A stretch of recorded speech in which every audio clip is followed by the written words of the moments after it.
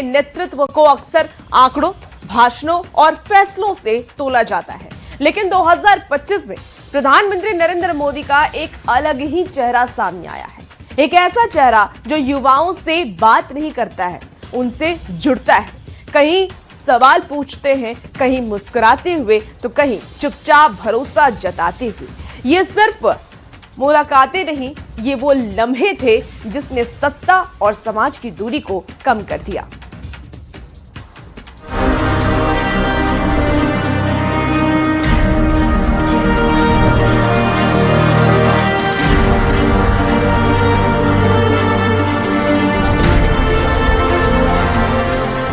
प्रधानमंत्री नरेंद्र मोदी का युवाओं से औपचारिक रिश्ता नहीं है, बल्कि अनुभव से निकला रिश्ता है। शायद इसलिए क्योंकि उनका अपना जीवन संघर्ष, जिज्ञासा और सीख की राह से गुजरा है, जिस पर आज का युवा चलता है। 2025 में जब वो खिलाड़ियों, छात्रों, बच्चों, वैज्ञानिकों और कलाकारों से मिले, तो हर मुलाकात में एक बात साफ दिखी, यहाँ कोई ऊंचा मंच नहीं था।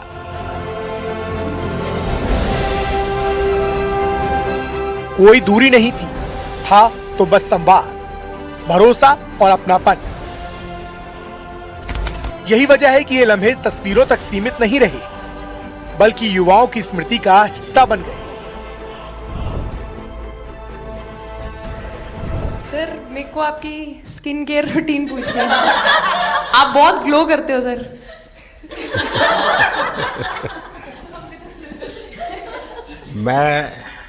मेरा इस विषय पर ज्यादा ध्यान नहीं गया था। सर, ये करोड़ों देशवासियों का प्यार है आप। जब प्रधानमंत्री नरेंद्र मोदी भारतीय महिला क्रिकेट टीम या ब्लाइंड क्रिकेट चैंपियन से मिले, तो वो पल औपचारिक सम्मान से आगे निकल गए।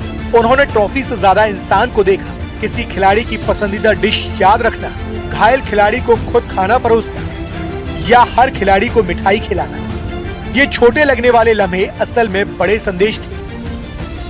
संदेश ये कि उपलब्धियां तब और बड़ी हो जाती हैं जब उन्हें इंसानियत के साथ मनाया जाए। युवाओं के लिए सिर्फ प्रधानमंत्री की मुलाकात नहीं थी, ये भरोसे का वो एहसास था कि उनकी मेहनत सिर्फ रिकॉर्ड नहीं, सम्मान भी पाती है।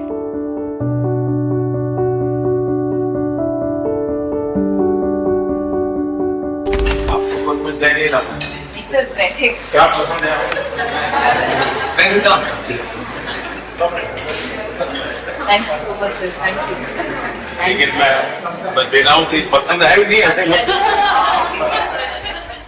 प्रधानमंत्री मोदी जब युवाओं से सवाल पूछते हैं तो वो औपचारिक जिज्ञासा नहीं होती।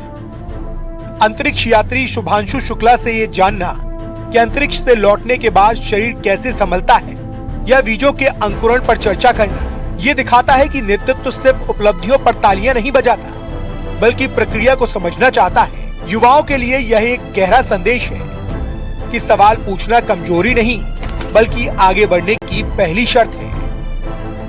तो मुझे भली भांति जानते हैं, जब भी किसी से बात होती है तो मैं होमवर्क जरूर देता हूं।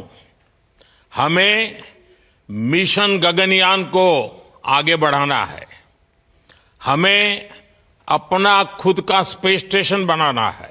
यही जिज्ञासा युवाओं को विज्ञान, नवाचार और नई सोच की दिशा में ले जाती है। दिलजीत दोसांझ के साथ बातचीत में प्रधानमंत्री का वही स्वभाव दिखा जो नेतृत्व को मानवीय बनाता है। गांव की जड़ों, आस्था, पर्यावरण के प्रति जिम्मेदारी और सफलता के बावजूद विनम्रता पर हुई ये चर्चा बताती है कि वैश्विक पहचान तभी मजबूत होती है जब वो अपनी मिट्टी से जुड़ी हो। यही मूल्य भारत की सांस्कृतिक आत्मा को दुनिया तक पहुंचाते हैं। रिसाइकल, रीयूज अभी दुनिया में नाम आया है, हमारे तो ब्लड में है।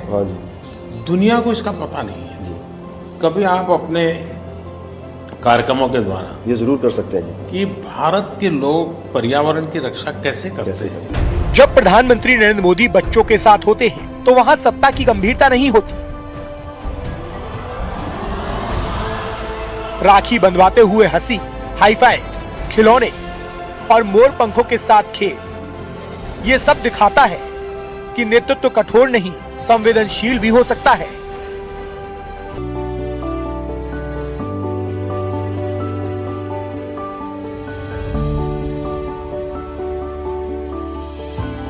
बच्चों से बात करते वक्त ना कोई भाषण होता है, ना कोई औपचारिकता, बस अपनापन होता है। यही पल बच्चों के मन में भरोसा जगाता है और युवाओं को यह सिखाता है कि सच्चा नेतृत्व वही है जो डर पैदा नहीं करता बल्कि आत्मविश्वास देता है। तेरी सूरत प्यार है, बस तेरा प्यार ही, माँ तुझे सलाम। जब प्रधानमंत्री मोदी अपने जीवन की बात करते हैं तो वो किताबों की सीख नहीं होती, वो अपने संघर्षों, असफलताओं और अकेलेपन से निकले अनुभव होते हैं। खुद को औसत छात्र बताना, आलोचनाओं और चिंताओं का जिक्र करना और जीवन को अपनी यूनिवर्सिटी कहना युवाओं के लिए बेहद सशक्त संदेश है। मैं बचपन से जो जिंदगी गुजार करके आया हूं, मैं उसकी गहराई में जाना नहीं चाहता हूं कि अलग मेरा बचपन बीता है, लेकिन वो जिंदगी बहुत कुछ सिखाती है जी। और शायद वही मेरा एक प्रकार से सबसे बड़ी यूनिवर्सिटी थी, मुसीबत यूनिवर्सिटी है मेरे लिए जो मुझे सिखाती है। संदेश ये कि डरना नहीं है, उससे सीखना है। 2025 में युवाओं के साथ बिताए गए ये लम्हे दिखाते हैं कि पीएम मोदी नेतृत्व आदेश देकर नहीं, उदाहरण बनकर करते हैं। और शायद यही वजह है कि युवा उनसे सिर्फ सुनते नहीं हैं, बल्कि जुड़ते हैं। दुनिया जब अस्थिरता, युद्ध और आर्थिक अनिश्चितताओं से जूझ रहा है, तब भारत को लेकर के वैश्विक नजरिया बदल चुका है। सवाल ये नहीं है कि भारत उभरेगा या नहीं, सवाल ये है कि भारत कितनी तेजी से और कितनी ऊंचाई पर पहुंचेगा। 2025 में अंतरराष्ट्रीय संस्थाएं, वैश्विक बाजार और रणनीतिक मंच एक सुर में भारत के उस यात्रा की गवाही दे रहे हैं जो शोर नहीं मचाती लेकिन असर गहराई तक छोड़ती है। इतनी बड़ी संख्या में आप सब आशीर्वाद देने आए, मैं आपका बहुत बहुत आभारी हूं। आज हम समुद्र से समृद्धि का महा उत्सव मना रहे हैं। भारत के समुद्री तट भारत की समृद्धि के प्रवेश द्वार बनने वाले हैं।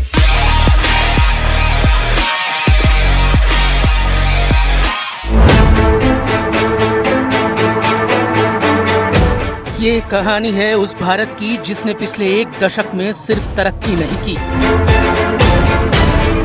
बल्कि दुनिया के भरोसे को नए सिरे से गढ़ा। मोदी सरकार के दौर में नीतियां डगमगाई नहीं, दिशा कभी भटकी नहीं और फैसले तात्कालिक लाभ के लिए नहीं बल्कि आने वाली पीढ़ियों को ध्यान में रखकर लिए गए। यही वजह है कि आज दुनिया भारत को एक ऐसे देश के रूप में देखती है जो घोषणाओं से नहीं, ठोस नतीजों से अपनी पहचान बनाता है।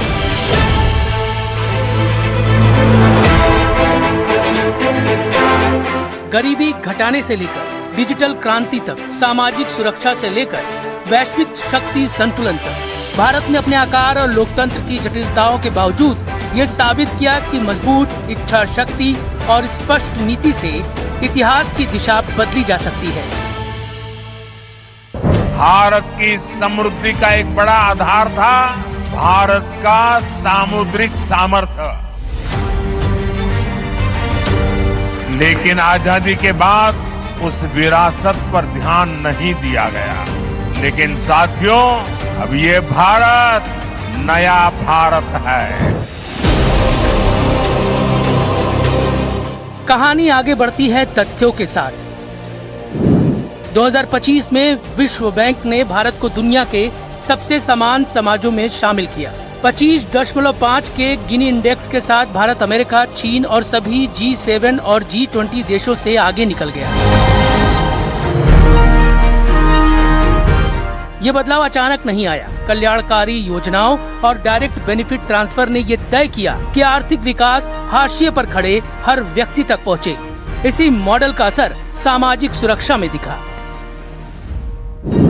अंतर्राष्ट्रीय श्रम संगठन के मुताबिक 2015 में जहां केवल 19% आबादी सामाजिक सुरक्षा के दायरे में थी, वहीं 2025 तक ये आंकड़ा 64.3% पहुंच गया।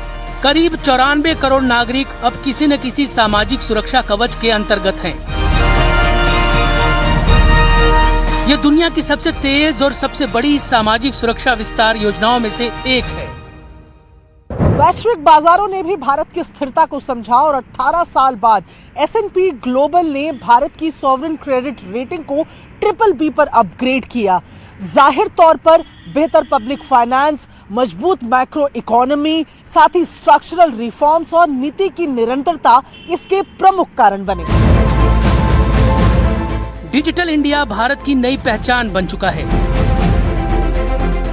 अंतर्राष्ट्रीय मुद्रा कोष ने यूपीआई को दुनिया का सबसे बड़ा रियल टाइम पेमेंट सिस्टम माना, जो वैश्विक लेन देन का 49% संभाल रहा है। IMF ने यूपीआई को डिजिटल पब्लिक इंफ्रास्ट्रक्चर का वैश्विक मॉडल बताया। वॉशिंगटन में IMF प्रमुख क्रिस्टालिना जॉर्जीवा ने भारत को वैश्विक विकास का इंजन कहा और खुले तौर पर भारत की डिजिटल और नीतिगत क्रांति की सराहना की। वे कहती हैं, मुझे भारत पर पूरा भरोसा है।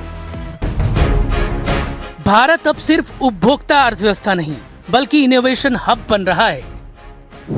WIPO की रिपोर्ट बताती है कि 2014 से 2024 के बीच अमूर्त परिसंपत्तियों वाली यानी रिसर्च, सॉफ्टवेयर, डेटा और डिजाइन में भारत सबसे तेज बढ़ने वाले देशों में शामिल रहा। QS world future skilled index ने भारत को डिजिटल स्किल्स में दुनिया में दूसरा स्थान दिया, कनाडा और जर्मनी से भी आगे। गरीबी उन्मूलन के मोर्चे पर भी भारत ने ऐतिहासिक काम किया। विश्व बैंक की रिपोर्ट बताती है कि पिछले 10 वर्षों में 17.1 करोड़ से ज्यादा लोग गरीबी रेखा से बाहर निकले। उत्तर प्रदेश, महाराष्ट्र, बिहार, पश्चिम बंगाल और मध्य प्रदेश ने इस गिरावट का 2/3 हिस्सा संभाला। मुझे मेरे देश के गरीबों पर भरोसा है, उनके सामर्थ्य में भरोसा है। अगर अवसर मिल जाए ना, तो वो हर चुनौतियों को पार कर सकता है। और गरीब ने करके दिखाया। योजनाओं का लाभ लेते हुए, अवसरों का फायदा उठाते हुए, सशक्तिकरण के माध्यम से 25 करोड़ गरीबी को परास्त करने में सफल हुआ। स्वास्थ्य, स्वच्छता, स्वच्छ ऊर्जा, वित्तीय समावेशन और डिजिटल गवर्नेंस में सुधार इसका आधार बना। निवेशकों का भरोसा भी बढ़ा। गोल्डमैन सैक्स ने भारतीय शेयर बाजार को ओवरवेट किया, जबकि बैंक ऑफ अमेरिका के सर्वे में भारत ने जापान को पीछे छोड़ते हुए एशिया का सबसे पसंदीदा बाजार बनने का दर्जा हासिल किया। भारत की सांस्कृतिक शक्ति भी वैश्विक मंच पर चमकी। दीपावली को यूनेस्को की अमूर्त सांस्कृतिक विरासत सूची में शामिल किया गया। वहीं 12 मराठा किलों को विश्व धरोहर सूची में जगह मिली, जिसने भारत की ऐतिहासिक और सांस्कृतिक कूटनीति को और मजबूत किया। विश्व बैंक ग्लोबल फिनडेक्स के मुताबिक 2011 में जहां केवल 35% भारतीयों के पास बैंक खाता था, वहीं 2024 तक ये आंकड़ा 79% पहुंच गया। जनधन योजना ने न केवल खाते खोले, बल्कि करोड़ों लोगों के लिए आर्थिक तरक्की के दरवाजे भी खोले। यही नहीं, राजनीतिक स्तर पर भी भारत की छवि मजबूत हुई। मॉर्निंग कंसल्ट ने प्रधानमंत्री नरेंद्र मोदी को दुनिया का सबसे लोकप्रिय लोकतांत्रिक नेता बताया। प्यू रिसर्च के अनुसार लोकतंत्र से संतुष्टि के मामले में भारत दुनिया में दूसरे स्थान पर रहा। नवाचार और रणनीतिक ताकत में भारत की छलांग साफ दिखी। ग्लोबल इनोवेशन इंडेक्स में भारत 2015 के 81वें स्थान से सीधे 38वें स्थान पर पहुंचा। QS एशिया यूनिवर्सिटी रैंकिंग में भारतीय विश्वविद्यालयों की संख्या में 1000% का उछाल आया। एशिया पावर इंडेक्स ने भारत को मेजर पावर घोषित किया। स्टैनफोर्ड यूनिवर्सिटी की रिपोर्ट में भारत AI प्रतिस्पर्धा में दुनिया में 3रे स्थान पर पहुंच गया। अब नए साल में दुनिया भारत को एक नारे के रूप में नहीं, एक स्थिर शक्ति के रूप में देख रही है। एक ऐसा देश जो बिना शोर किए इतिहास की दिशा बदल रहा है।